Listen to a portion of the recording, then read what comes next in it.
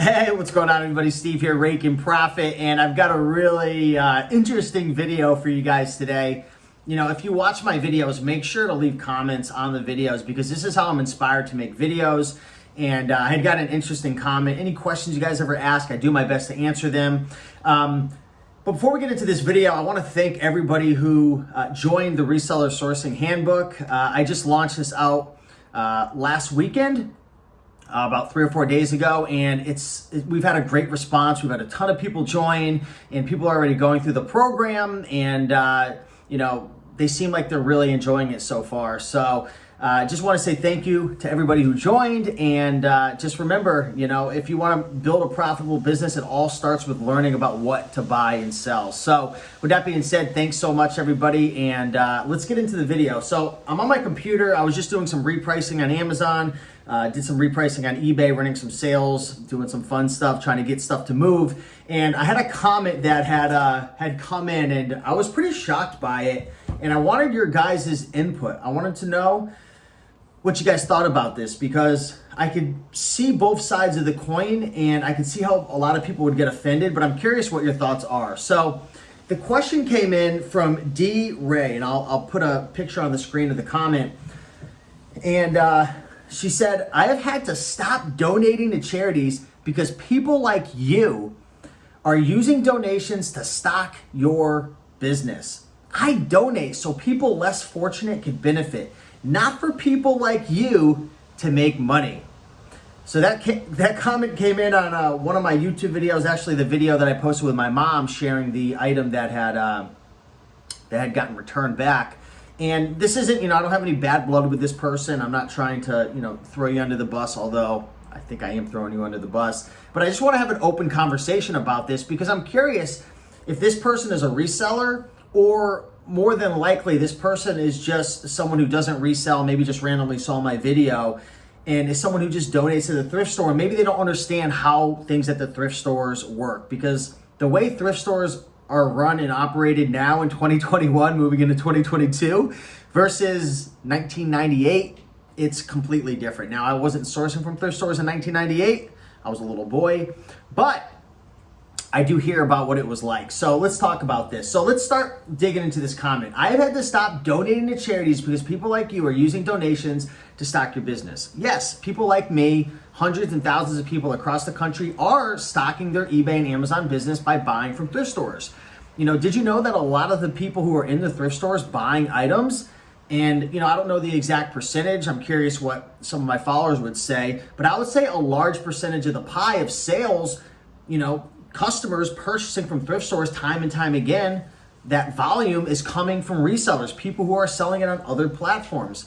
Now, yeah, we buy a lot of items from thrift stores, but do you understand that we're paying for the items? Like the reason you're donating to these thrift stores is so these thrift stores could then take the profits and distribute either a small percentage of it, which you probably don't know, or a larger percentage to their foundations or their organizations. For example, you know, Savers, a lot of the profits go in their pockets. A small percentage is going to, I believe, the Big Brother Foundation.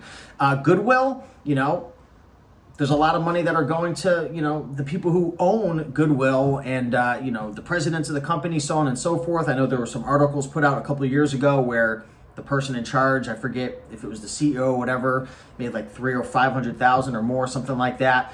But not all the money is going to, you know, the foundation. I know that Salvation Army in my area, I think it's one of the better ones where a lot of the profits after they pay for, you know, their retail location and expenses and their staff, a lot of that does go to serving the community.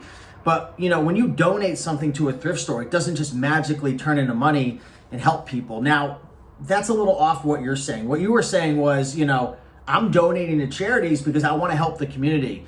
Unfortunately, thrift stores aren't really helping the community like directly anymore in terms of like maybe someone less fortunate was coming in to get a jacket and they only had $2. Like they're going to freeze to death. I hate to say it, but that jacket's going to be 30, 40 bucks. You probably have a better chance going to Marshall's, you know, to the discount section and buy something there. Thrift stores have they're no longer the place to go where you need a nice warm jacket at a good price, or you want to, pick something up like a blender to make a nice meal for your family on a discount. That doesn't exist anymore. You can get lucky depending on where you are in the country. Obviously, I'm generalizing, but the exception doesn't make the rule. Generally, throughout the United States, the prices have gone up 300 to 800% over the last 5-6 years. It's kind of like the stock market. It just keeps going up and up and up. There's been a lot of inflation and price increases at the thrift stores, and unfortunately, people in the community that are less needy aren't really benefiting much from the thrift stores. So D, when something goes to the thrift store, they're helping their cause by having people like us buy the items. Now you might be thinking to yourself, well, why are thrift stores selling items for $9 for a clothing item when they could charge $28 like we're charging on eBay?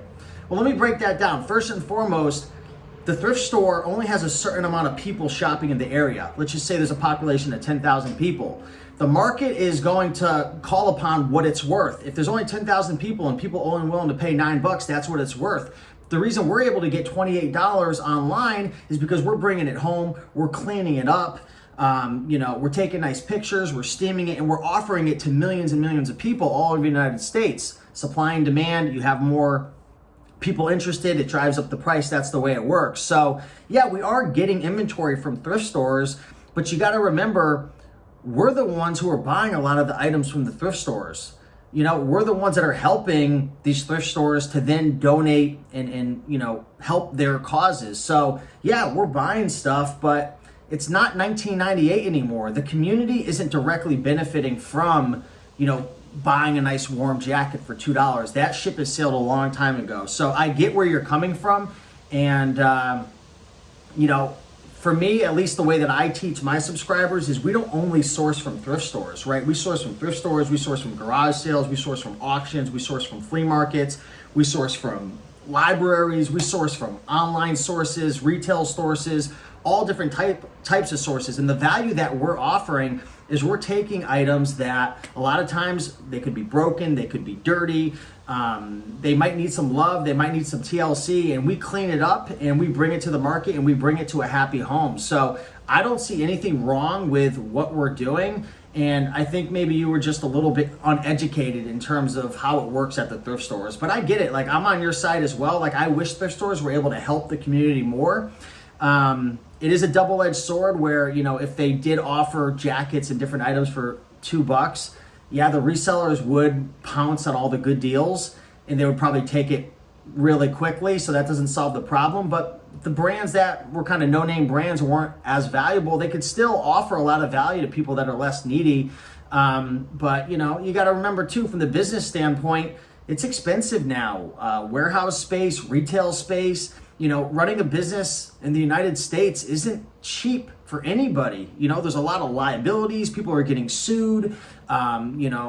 There's obviously the pay for the employees is getting more and more expensive. In 2021 now, there's all these issues with the supply chain. Things are more expensive. It's not cheap to run a business. So at the end of the day, I do empathize as well with why these thrift stores have to raise the prices, because everything's becoming more expensive. And I think that's the way things are going to be moving, in 2021, 2022 and beyond. Like, no longer are you going to be able to make 30, 40 grand and get by. Like, I feel like $30,000 to $40,000 a year, like that, the new 30 to 40,000 a year for like just people trying to get by is like now 60 to 80,000. Things are just so expensive. So it stinks. I wish there was a better way to help the community. And I would love to know what your guys' thoughts are on this, but just wanted to make this video, put that out there. Feel free to share below what your thoughts are. And yeah, with that being said, appreciate you guys. Much love, and talk to you in the next one. Bye.